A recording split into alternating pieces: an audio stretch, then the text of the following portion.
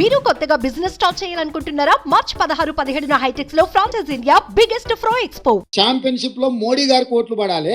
అయ్యో పాపం ఆడపిల్లని అరెస్ట్ చేసిండని సానుభూతితోని బీఆర్ఎస్ కోట్లు పడాలి. సర్వేలని 12 సీట్లు కాంగ్రెస్ గెలుస్తుంది అని కోడై కూస్తుంటే రాజకీయంగా కాంగ్రెస్ పార్టీని దెబ్బతీయడానికి ఈ రకమైన ఒక చీప్ పొలిటికల్ టాక్టిక్స్ ప్లే చేస్తున్నారు. కాబట్టి ఇప్పటికైనా మోడీ గారు, కేసీఆర్ గారు డ్రామాలు కట్టిపెట్టి 10 సంవత్సరాలు మోడీ గారు తెలంగాణ ప్రజలకు ఏం చేసిండో, పేదలకు ఇండ్లు ఇచ్చిండా, రైతుల ఆదాయం రెండింతలు చేసిండా, ప్రతి సంవత్సరం 2 కోట్ల ఉద్యోగాలు ఇస్తా అన్నాడు, ఇప్పటికీ 20 కోట్ల ఉద్యోగాలు ఇవ్వాలి, తెలంగాణలో ఎన్ని ఉద్యోగాలు ఇచ్చిండో, స్విస్ బ్యాంకులో ఉన్న లక్షల కోట్ల రూపాయల నల్లధనాన్ని తెచ్చి ప్రతి పేదవాడి ఖాతాలో 15 లక్షలు వేస్తా అన్నాడు.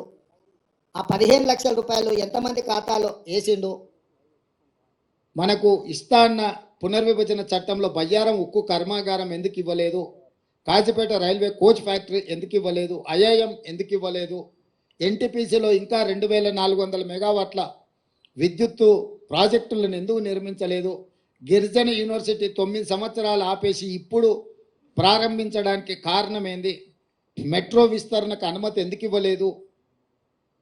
ఇట్లాంటి చాలా విషయాలలో బీజేపీకి సమాధానం చెప్పడానికి ఏమీ లేదు. కాబట్టి ఈరోజు ఈ అరెస్టులు, ఈ అవినీతికి వ్యతిరేకంగా మేము ఏదో చర్యలు తీసుకుంటున్నాం అన్నట్టుగా నాటకాలు ఆడుతున్నారు. ఈ నాటకాన్ని ప్రజలు గమనించాలి.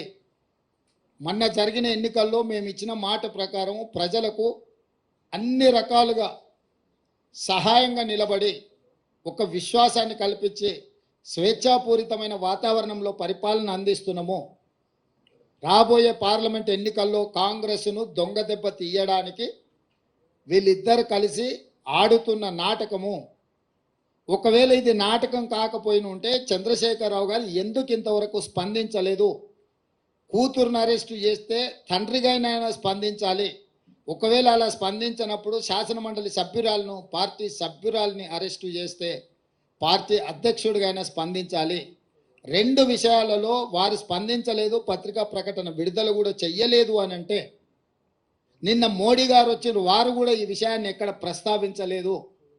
తెలంగాణ రాష్ట్ర పర్యటనలో మోడీ గారు ఉన్నప్పుడే నిన్న మధ్యాహ్నం 1:20 ఈడీ అధికారులు వచ్చారు.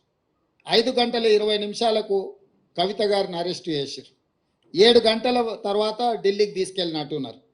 అంటే పూర్తి సమాచారం మోడీ గారికి ఉన్నది కదా. ప్రధానమంత్రిగా వారి పర్యటన ఉన్నప్పుడు ఈడీ అధికారులు, ఇన్కమ్ ట్యాక్స్ అధికారులు ఒక రాజకీయ పరమైన అంశంలో చర్యలు తీసుకుంటున్నంటే ఎందుకు మోడీ గారు నిన్న తన రోడ్ షోలో ప్రస్తావించలేదు? చంద్రశేఖరరావు గారు మౌనము, మోడీ గారి మౌనం వెనకాల ఉన్న వ్యూహం ఏంది? వీళ్ళు ఎందుకు వ్యూహాత్మకంగా వ్యవహరిస్తున్నారు? అరెస్టు నేను ఖండించలేదు చంద్రశేఖరరావు గారు, అరెస్టును మోడీ సమర్థించలేదు. అంటే దీని వెనకాల కాంగ్రెస్ను దొంగ దెబ్బతీయాలనే ఎత్తుగడ ఉంది. తెలంగాణ సమాజం అంతా దీన్ని గమనించాల్సిందిగా కాంగ్రెస్ పార్టీ విజ్ఞప్తి చేస్తుంది. సుమన్ టీవీలో మీ పర్సనల్ అండ్ బిజినెస్ ప్రమోషన్స్ కోసం కింది నెంబర్కి కాంటాక్ట్ చేయండి.